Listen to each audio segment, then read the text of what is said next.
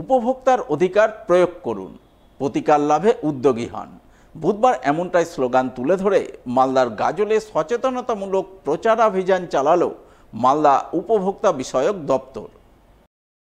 এদিন সংশ্লিষ্ট দপ্তরের পক্ষ থেকে লোকশিল্পীদের মাধ্যমে লোকগান এবং পথনাটিকা পরিবেশন করে সাধারণ মানুষকে সচেতন করা হয়। এমনই সচেতনতামূলক প্রচারাভিযানের ছবি নজরে আসে গাজল ব্লক গেটের পাশে। প্রচারের অঙ্গ হিসাবে লোকশিল্পীরা লোকগান এবং পথনাটিকা পরিবেশন করে সচেতন ক্রেতা, সুরক্ষিত ক্রেতা গড়ে তোলার প্রয়াস চালান।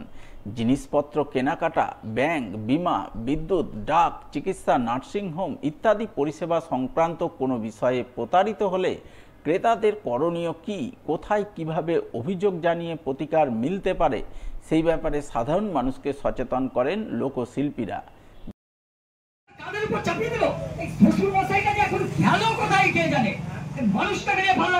সারা জীবন যদি বোকা থাকি, সব ব্যাপারে করব ফাঁকি।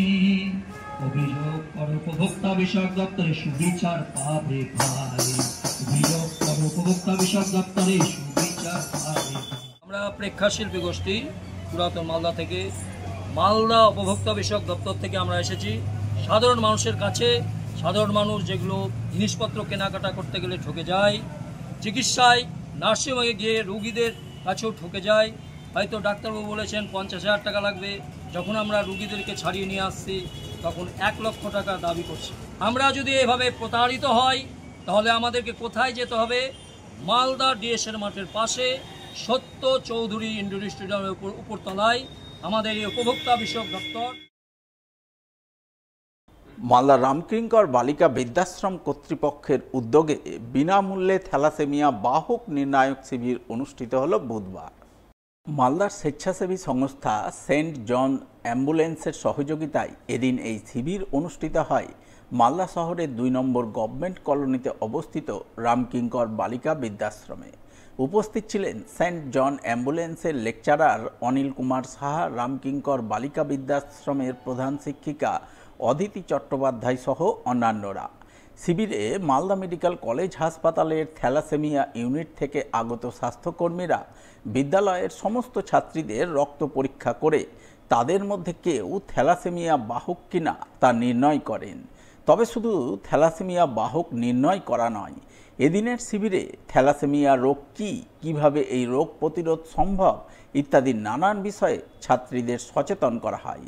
সেই সঙ্গে বর্তমানে মালদা জেলায় থাকা প্রায় 1200 থ্যালাসেমিয়া রোগীর রক্তের যোগানের জন্য ছাত্রীদের রক্তদানে উদ্বুদ্ধ করা হয়, যাতে এই সচেতনতা বৃদ্ধির মাধ্যমে আরও বেশি বেশি করে মানুষ স্বেচ্ছায় রক্তদানে এগিয়ে আসেন। আজকে আমরা থ্যালাসেমিয়া বাহক নির্ণয় শিবির এবং সচেতনতা শিবির করছি, তার সাথে রক্তদাতা উদ্বুদ্ধ করে আমাদের এখানে প্রোগ্রাম চলছে।